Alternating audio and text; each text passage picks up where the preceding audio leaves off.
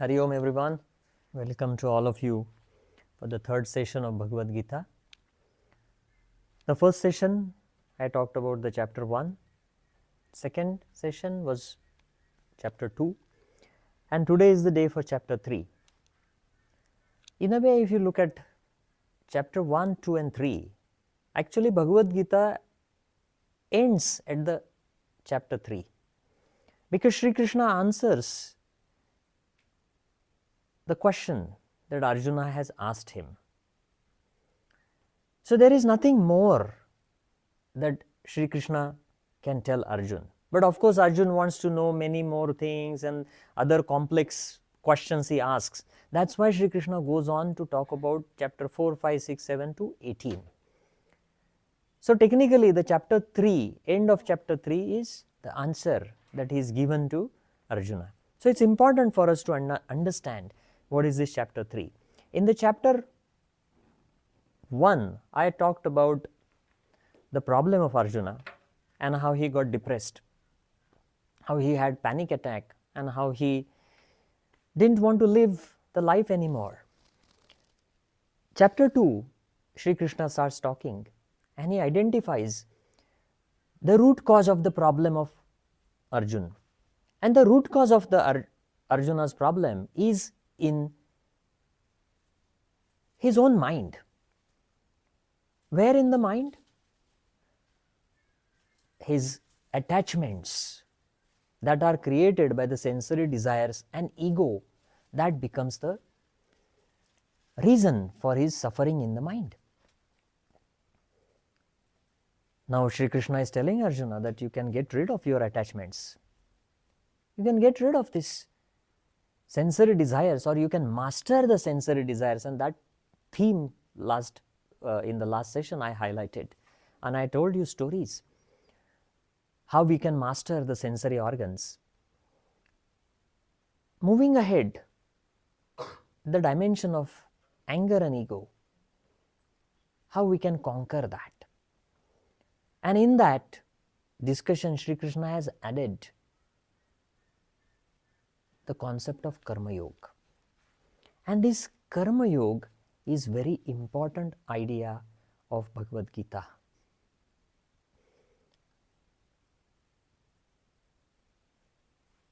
In the word Karma Yoga, there are two words. One is Karma and the second is Yoga. If you understand the Karma word, it's just not the manifested action, but it is the whole chain of things that has led me to do that action. You all have come here to learn Bhagavad Gita and understand it.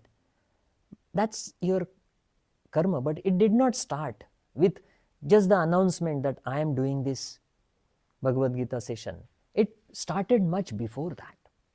It started with your inclination to this subject. It started with your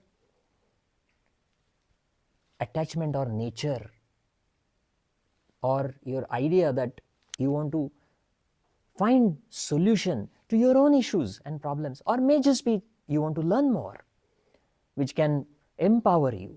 Then you found something.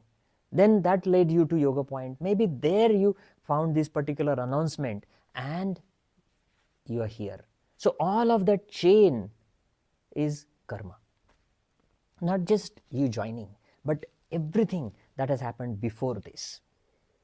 And this is important for you to understand, that one thing leads to another. So karma is just not behavior, but it is a compilation or altogether things. Altogether you put these things together, and then that leads you to this particular behavior. Now the word Karma Yoga also has another word yoga to it. And why is that? To understand that, you need to understand that my own karma leads to my own problems. I say the job is creating a problem for me. My profession is creating a problem for me. But who selected that karma? I. People get married and then they complain, oh, there's a problem in the relationship. Well, you got married, you got into relationship. It's your karma that has resulted in your disappointment or your suffering. Marriage is quite funny. Those people who are not married, they complain they are not happy. And the people who get married, they are also not happy. It's an interesting aspect. Some studies say that if you are lonely in life, then you may live less. Your life is little less. But ask those people who have partners, they say my life is also a problem. Whatever is the case, it's our karma. So my own karma is responsible for my suffering, then I should give up the karma. I don't want to do any karma. Is life possible if I don't do anything? And Sri Krishna says that life is not possible without karma. Because karma is life. You have to at least inhale, you have to eat something to be alive. You have to think something, you have to take some decisions to be alive. That is also karma. So without karma, life is not possible. And then karma brings suffering and pain to me. Then what's the solution? The solution is do the karma in a different way. How? 2 points I mentioned in the chapter 2, and those points were develop non-attachment to sensory desires and develop non-attachment to ego.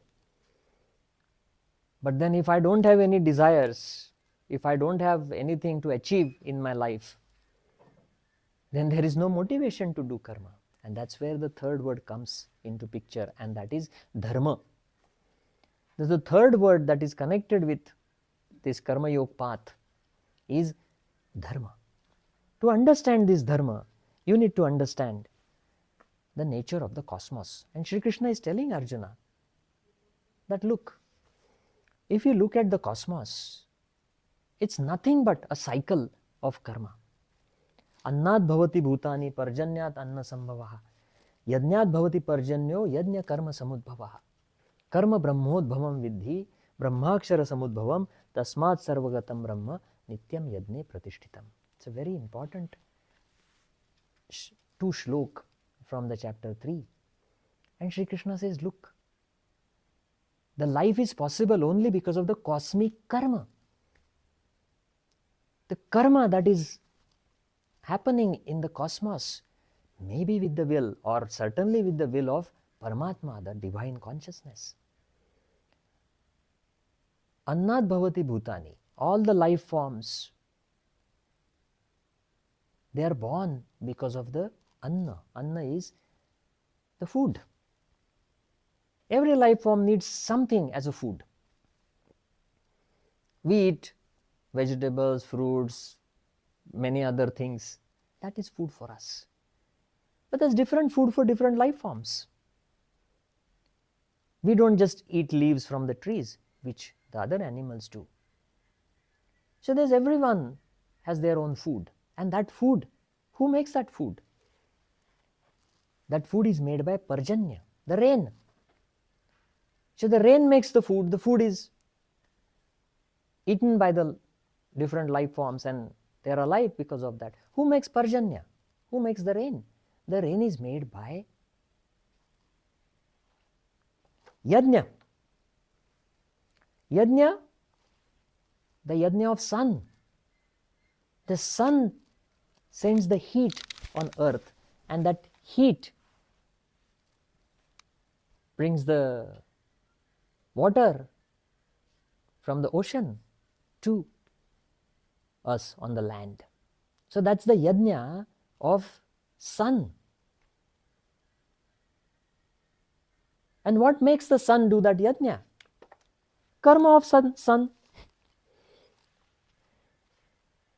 Sending energy on the earth is the karma of sun. And now who inspires sun to do this karma? The laws of nature, Brahma. Brahma is laws of nature. And where these laws come from Akshara, imperishable, divine principle. A very interesting chain of events that is described in Bhagavad Gita. So Sri Krishna is telling Arjuna that whatever karma I am doing, you are doing, is coming from the divine source.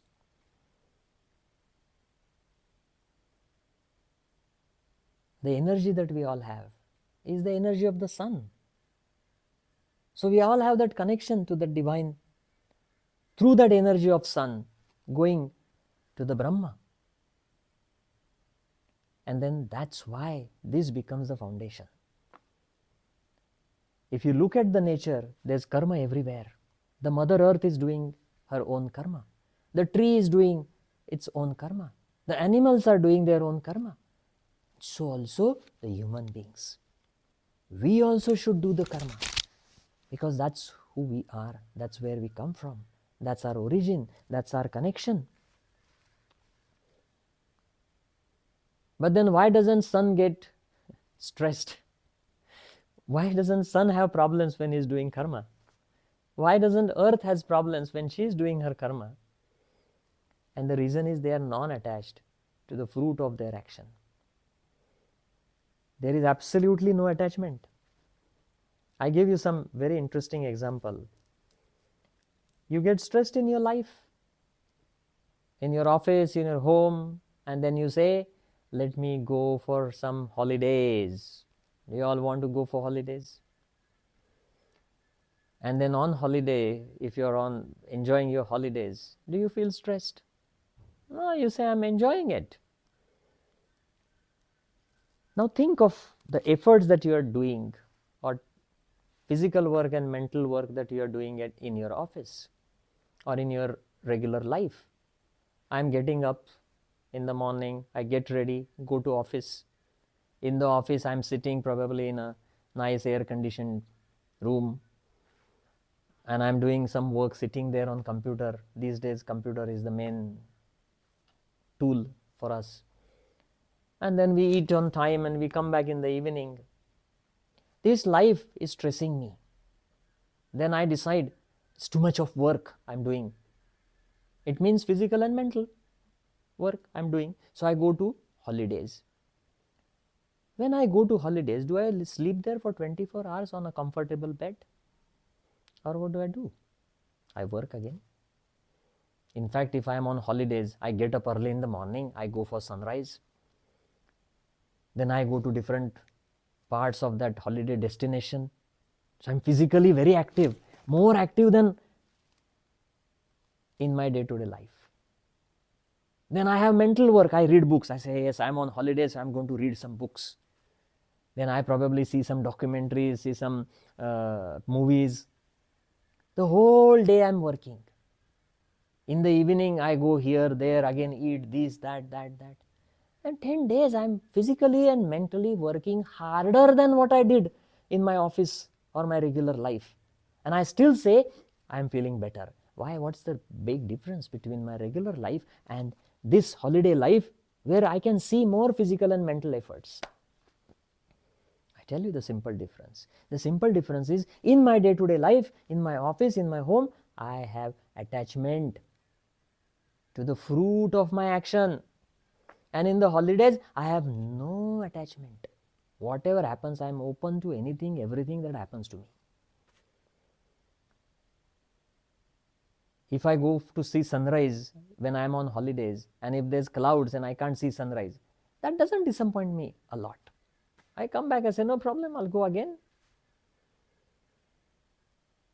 Why I can handle disappointment in holidays and why I can't handle even tiny bit of disappointment in my regular day-to-day life? The reason is, in my day-to-day life, I have so much attachment, which is not there in my holiday destination. And this becomes a very important idea. Yoga says that every moment you can develop this non-attachment. The question again is, I can't go on holidaying every day. I need to have some purpose. I need to have some goal. I need to have some meaning. If you go into the studies of psychology related studies, people have found that if you have meaning in life, then you are more likely to live longer and healthier.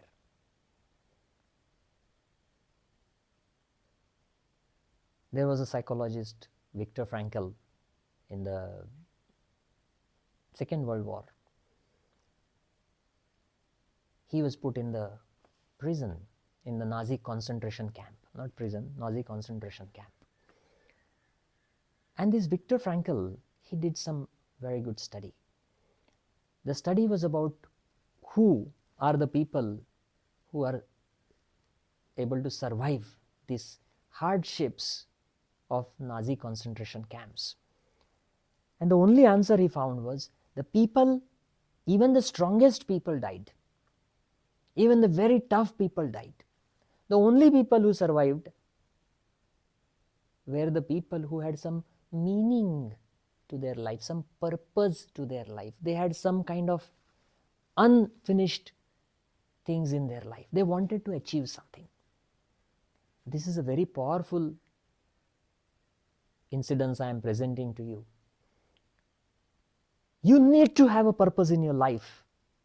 Doesn't matter if your muscle strength is less. Doesn't matter. Doesn't matter if you feel that you're not the strongest. Doesn't matter. What matters is, do you have a purpose in life? The similar studies are also there for people who retire. After retirement, many people, even when they had a lot of money, even when they had a family, nice family and all of that, they did not survive because they didn't have purpose in life. The purpose in life becomes so important, and that's the most important idea of chapter 3. If I am a part of this Mother Nature, if I am an inseparable part of this Mother Nature, if I am a part of this divine, then I have a purpose in my life. Understanding that purpose is the core idea of the chapter 3. When I understand that purpose, that becomes a motivation for my karma and not my sensory desires and ego. So I give up the attachments, follow the purpose and do my karma. When I do the karma in this way, it doesn't create any stress. It does not create any anxiety. It does not create any depression.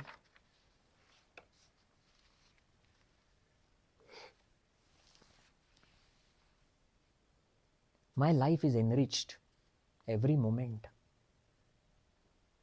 by everything around me. If you just look at yourself, your body is supporting you. Every organ in your body is helping you. Whatever you want to do, your heart is supporting you.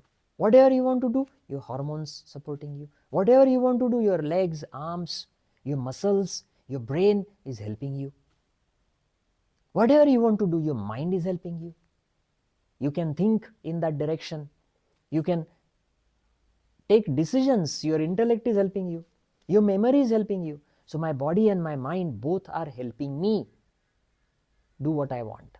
So then I have a responsibility to take care of my body and mind. That becomes my first dharma.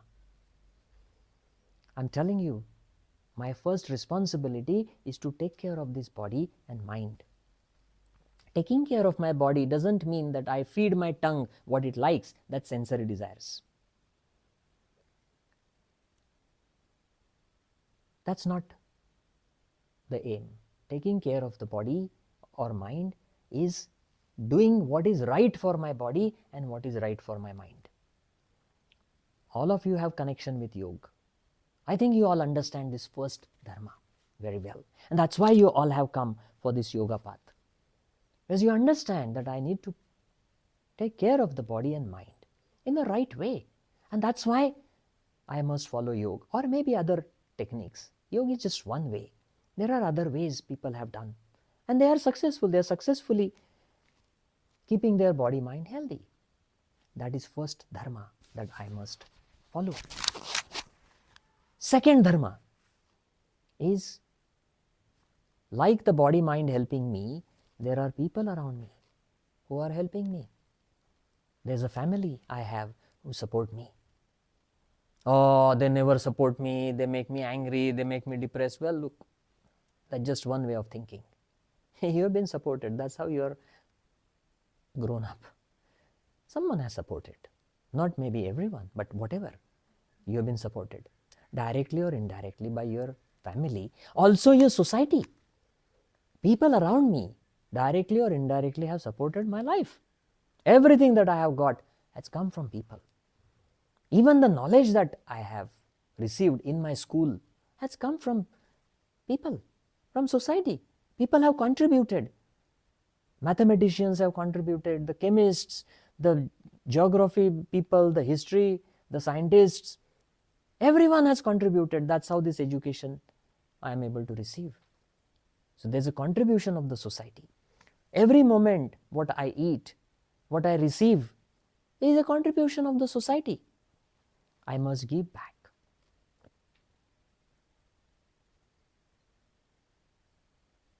The third aspect, this is the second dharma that I have, to give back to people, to give back to the society, to give back to the family, to give back to the friends.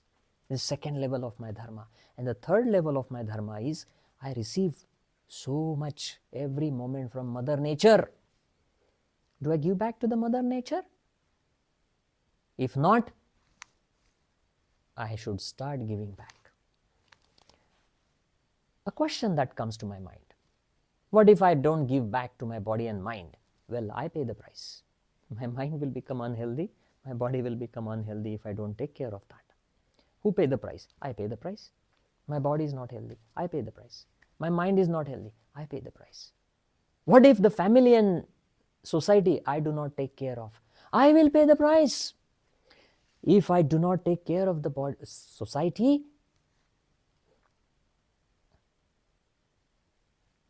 I become lonely. When I take care of the society, I connect with the society. When I take care of the family, I connect with the family. These days, loneliness has become an epidemic. Everyone feels lonely. Why? Because people can't connect with each other. I don't care whatever happens in my family. Well, the family disintegrates very fast, and then everyone is lonely. No one takes care of each other, everyone suffers. So if I don't take care of the society, I suffer. If I don't take care of Mother Nature, I suffer. We cut down 50% of the forests on our earth in last 150 years. That's the data. Who is paying the price? I am paying the price. Global warming. This year in India, the monsoon season that was supposed to finish by end of September went on till end of October. So many farmers around this ashram, their rice crop is gone because it rained heavy. Now the rice is going to get costly and I am going to pay the price. Why this global warming? Because I made mistakes. I am increasing the greenhouse gas emissions. I am paying the price. People say, oh, we want to eat meat because it's very nice, feels good. Well, the meat industry contributes almost 40% in greenhouse emissions. And these people who eat meat, they put on weight, they become obese, and then they pay the price. See, if I destroy Mother Nature, I pay the price. This is exactly what Sri Krishna is saying, and this is why he given the example of the Mother Nature cycle. The reason for this Annat Bhavati Bhutani, the first verse that I started with, the food is made from the rain and all that, he is discussing that ecology, the chain of cosmic karma, because he wants us to understand how we have our dharma to the Mother Nature. He is also talking about connecting with people in the next few verses, and these All these points I have covered here. But then the question is, how can I give back? If I needed furniture and I cut the tree, I can't just go back and plant another tree. It may not be possible because I probably don't have that space, or probably I don't have those resources. Or someone help me understand mathematics. Well, I can't really discover some kind of new mathematical equations and give back to the society. Fair enough. Someone has put the rice in their field. I don't have a farm. I can't really grow the rice and give them back. Well, that's a very important question. And that's why everyone in our society has different skills. And everyone in our society and family also takes up different roles. The role of a mother is different, the role of a father is different, the role of a brother is different, the role of a grandfather is different. Everyone has their own role. In my society also, I have a different role. You all have come to yoga, and we want everyone to take up yoga. But not everyone will become yoga teacher. You are becoming yoga teachers. You want to deepen the knowledge. Why? Because you need to give that back to the society to solve their problems. That's your way of giving it back. A person who is an environmentalist and he has a lot of skills in going and planting trees, but he is stressed. But with my yoga teachings, if I can get rid of his stress and I can get rid of his depression and I motivate him to do his own work, that's my indirect contribution to planting a tree. So I can look at my contribution in this indirect way. And this is very important because I am not good at everything. There's a very nice story which my teacher told me and I still remember it. And the story is all about people are different. And we should find what is my skill and I should do that dharma to give back. There were two twins. Those two twins, they looked exactly identical, absolutely identical. No one could recognize the difference. Only the mother could recognize the difference, but no one else. Even when they would meet each other, even their wives would find it hard to, who is my husband? Now they both went to the same school. Twins are generally like everything is same with twins. But when it came to selecting their profession, one of the twins, he became the captain in the army. And another twin became a school teacher in a primary school. Because they had different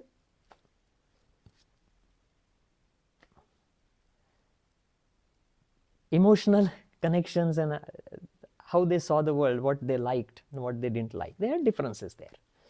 So anyway, they were doing their own karma nicely. They were successful. The army captain was very successful. He was posted in the most sensitive border areas where the enemy was very active there. He was successful. He had won many medals and earned great respect. And on the other hand, the teacher, he was also very successful. The teachers, all the kids would love him. His colleagues would always want to learn from him. The head teacher of that school was in love with this teacher. So both were successful in their respective fields. And all going well, one day they met each other after a couple of years. And then while discussing, they had some funny idea. They said, we should try something interesting. What is interesting? They decided we will switch our roles. The teacher decided he will go on the war front, on the border, as a captain. And the captain decided he will also go and teach in the school, the young kids' school. Because they look exactly same and both were intelligent. They say, yes, I can do your role, you can do my role. Yes, decided. They switched the roles. What happened in the school was terrible. The captain went there. The kids were all like shouting and screaming and throwing things, because that's what kids do. The army captain, he wants the command. He shouted at the kids. The kids got a little scared. Say, what's happening? Our teacher never did this before. What suddenly happened? They made a couple of students stand up in one corner as a punishment. The kids started crying. So teacher is so strict now, is punishing us, is not talking to us nicely. And hearing all this cry and all these things, the head teacher came to the class. The teacher said, what's happening? And then he saw these kids being punished. So he asked this teacher, why are you punishing them?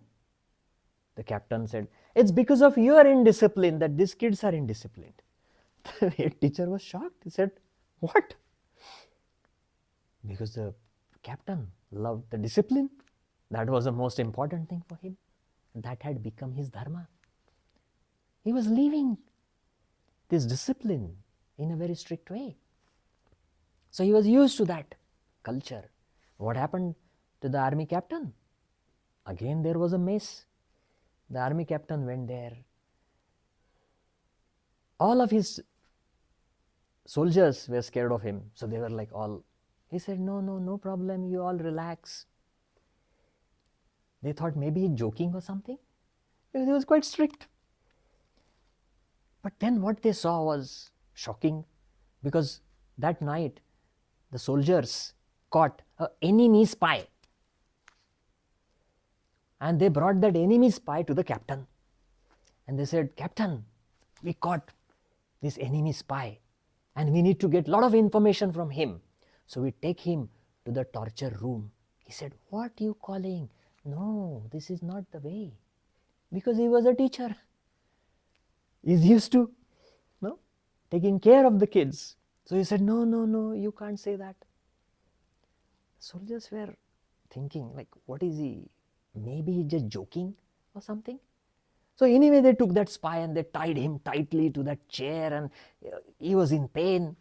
When the teacher, now captain, went there and he saw, why you tied him so strictly? No, release him.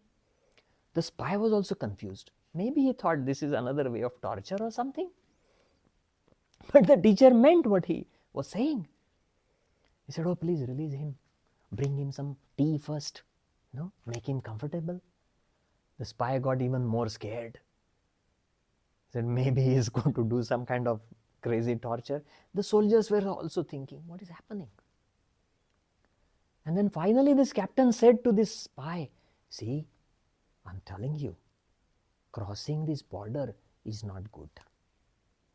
This is not accepted. All of these soldiers, they're carrying guns. By mistake, if they fire, you will be dead. You shouldn't be taking that risk. He's telling them, like he's convincing a child not to do that. Now the soldiers were a little worried, because this captain, so-called captain, the original teacher, he said, look, I can let you go this time, but next time, And then the soldier realized something is terribly wrong. And he informed his major, says something wrong with the captain. He's letting go of that enemy spy. The major came, stopped that nonsense, and called the captain in the room. And the same thing happened in the school. The head teacher called the teacher who was the captain in his room, and both were told, what are you guys doing? Are you crazy? And both shouted at their masters. Say, no, that's not the way. The bosses realized there's something wrong. They said, go on a leave for a month, come back after a month. Then they both came, said, no, you do your job, I do my job. Because we all are different. So never try and copy others. Everyone can contribute back to the society, back to the mother nature in their own way. And that's our dharma. And this is very important. A little story. You probably all have heard of Ram, Sri Ram, Lord Ram. The idol is worshipped in India. Sri Ram, the story is Sri Ram, Rama's wife, Sita, she was kidnapped by a demon, Ravan, Asura, Ravan. And Ram wanted to free her with the help of Hanuman. The monkey god, people call him, I don't know why, but people call him monkey god. So with the help of Sri Hanuman, Ram was able to track her. And Ram understood that she is being kidnapped and she is imprisoned there by Ravan. So Ram wanted to free her. Now that kingdom of Ravan was Sri Lanka. So to go to Sri Lanka, Ram had to build a bridge because he had an army. To cross the army of millions of monkeys, he had to build a bridge. A bridge building was a very powerful teamwork, very strong, very great example of a teamwork. So these big, strong monkeys, they were bringing these huge rocks, writing Sri Ram on that and dropping it in the water, and the rocks were floating. As a matter of fact, this Rama Setu, the bridge built by Ram, is being now found by some satellites. Then there was some studies done, carbon dating techniques were used, and the scientists concluded that there is a man-made structure which connects India to Sri Lanka. And that man-made structure is 14 miles long. And that is the shortest distance between India and Sri Lanka. And the ocean is very, it's not deep at all. Very interesting at that time how these things were there. And then the rocks that are there as part of the bridge are from volcanic rocks. So they float. And they are not local rocks. They are being brought from somewhere, from where no one knows. Because that carbon dating technique says this is 7,500 or 8,000 years old. And if you take the time of Ramayana given, it's 7,500 years. Very nice matching. But anyway, this bridge building exercise, these big monkeys, they were bringing these big rocks. But you know, the rocks when you put in the water and they're floating, but there's gaps in between these rocks. So some small rocks and some soil has to be put in it. So the story goes like this. There was this little squirrel. And the squirrel, there were many little animals, they were helping Ram. So one of them was this squirrel. She was trying to bring this little rock and little soil and put it in between these big rocks. One of the monkeys got very angry that she was in his path. So he just pushed her. And the little squirrel fell down and she started crying. And then Ram saw that she's crying. So Ram went there. He picked up that little squirrel and he put his right hand on the back of the squirrel. In India, the squirrels have these 3 white bands on their back. And this is the story that Ram, his kindness and appreciation of the squirrel's contribution and his love to the squirrel put these 3 lines. That's the story. But it says that how big work you do or whether the work is small, it doesn't matter. What matters is if I am giving my contribution in the right direction. If I am contributing even little, but it's in the right direction, that is the direction of Karma Yoga, then it's going to purify my mind. It's going to make me more healthy and I'll find more meaning in my life. So when I'm teaching yoga, I have to remind myself this, that what is most important for me is I contribute to whosoever in front of me. 1 person, doesn't matter. 2 doesn't matter. 100 doesn't matter. 700 doesn't matter. 1000 doesn't matter. As long as I do my work, because I believe that is a way to give back to the nature, to the society, to the people. That is most important. And this is going to free my mind from negative dimensions such as stress, anxiety, depression, anger, all of that negativity. This is Karma Yoga. I give, doesn't matter what comes back to me. I have non-attachment. Someone doesn't pay, I'm not doing it for money. Someone doesn't appreciate, I'm not doing it for my ego. If I am doing it for ego, then I will expect other people to say, oh, you did good. Or if they criticize, I'll get sad. If they praise me, I'll become, I am the best. Nothing of this sort. Because I have no attachment to desires or ego. Doesn't matter. I am doing it because I think it's right. Now the question came, what is Arjuna's path? And Shri Krishna tells Arjuna that you are born into a royal family. You are a prince. Your education, your skills are skills of how to manage the kingdom, and also you are trained as a warrior. Why? Because the right values you have been taught in your studies. The good direction for the society you know as a royal prince. So it's your duty to uphold these values. Right now, your cousins, the Kauravas who are ruling this kingdom, have taken the kingdom in negative direction. The values that they live for are only for their selfish interests, their desires, their ego, their anger, their power. And that's not the sustainable way for the society. Society will not sustain, the nature will not sustain. There will be no balance. So it's your responsibility to re-establish those values. The only way you can do that is by defeating them.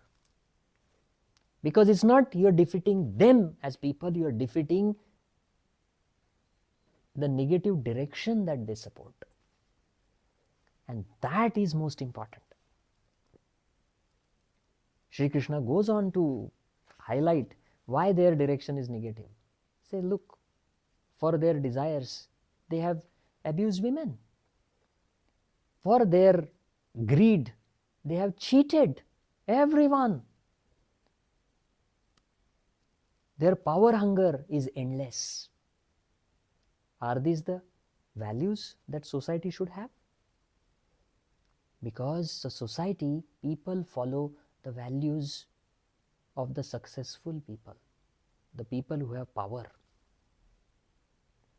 Someone who is powerful, people follow that person. The power comes to you in your hands, and if you do not give a right direction, it destroys everything. So it's your responsibility to defeat those values and re-establish the right path. So Shri Krishna answers Arjuna that his path is to fight the war.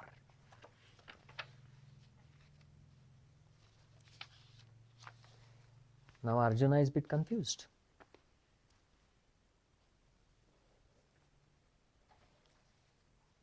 Because Arjuna is saying that in the second chapter, Shri Krishna was talking about the state of mind, a balanced state of mind, the Sita Prajna. Do you remember that discussion? State of balanced mind is most important.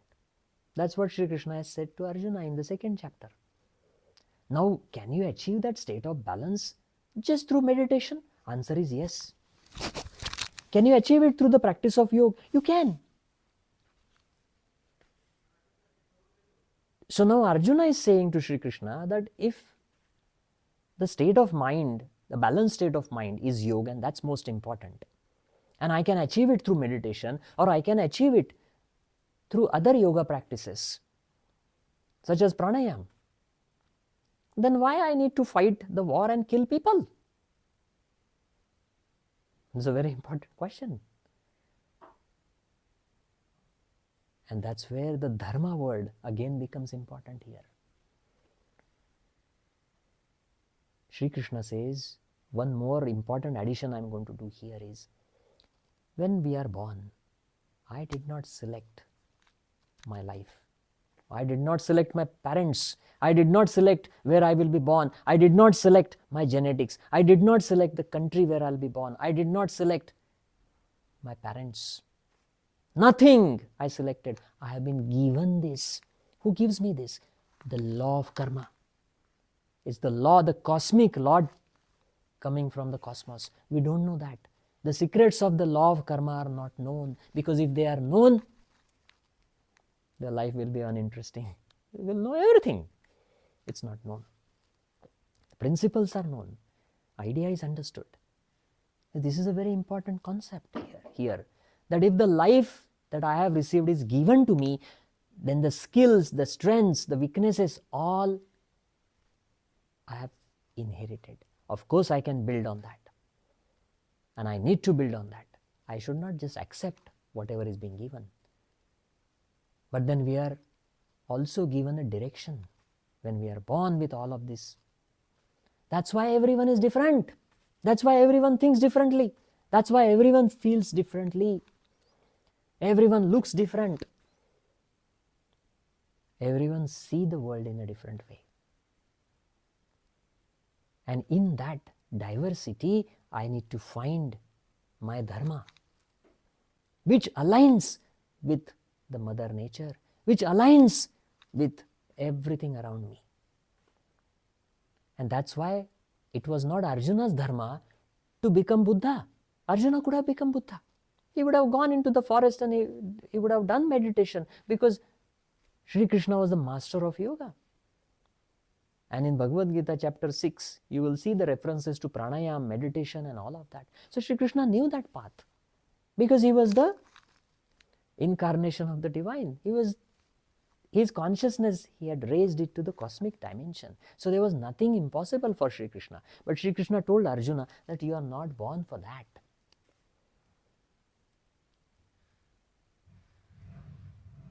It's important that we connect with our inner strengths and not copy just things that are there.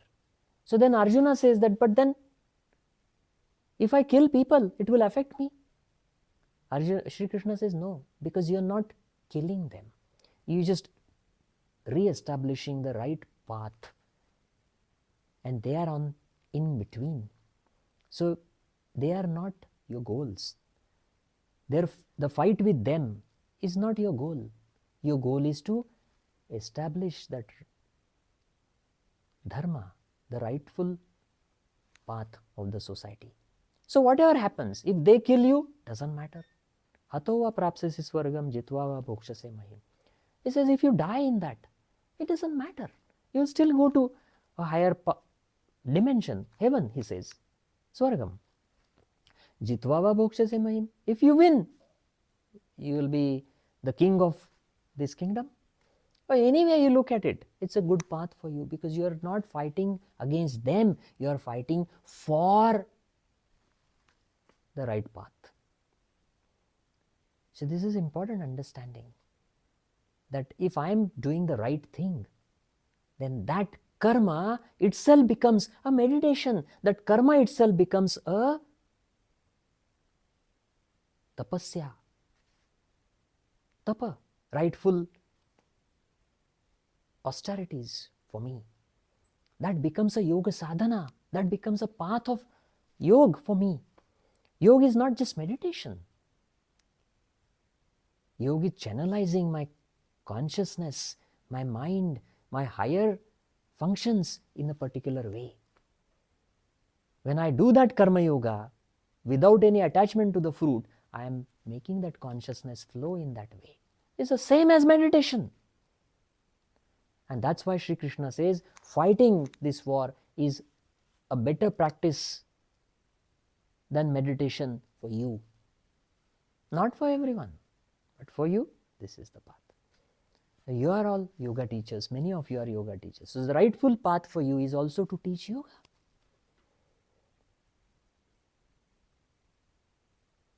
So everyone has to understand their own dharma, align it in such a way that you do it without attachment to the fruit, that is giving up your sensory desires and your ego, and then your higher intellect will come into picture and it will guide you.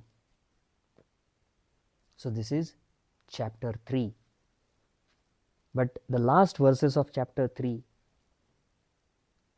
Shri Krishna says, Indriyani paranyahur, indriyebhya param manaha, manasastu para buddhir, buddhe paratastu saha. He is giving Pancha Koshatmak, the 5-layered existence, and how this karma yoga is going to purify you. Indriyas, the sensory organs, are at the bottom level. Because I perceive the whole world through my eyes, ears, nose, tongue and skin. That's my sensory perception. That is at the gross level. Behind these sensory organs is my mind.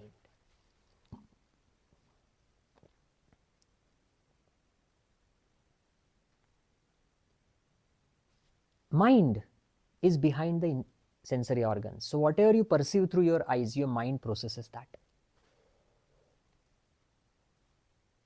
Behind the mind is your intellect.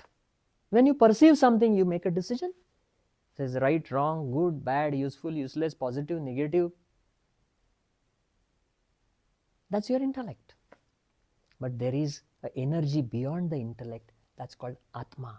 Paratastu saha, saha, Atma. That pure state of consciousness that is there. And through this path of Karma Yoga, you are climbing the steps one by one. You're crossing the sensory organs by non-attachment. The mind, you're trying to concentrate under the influence of your intellect.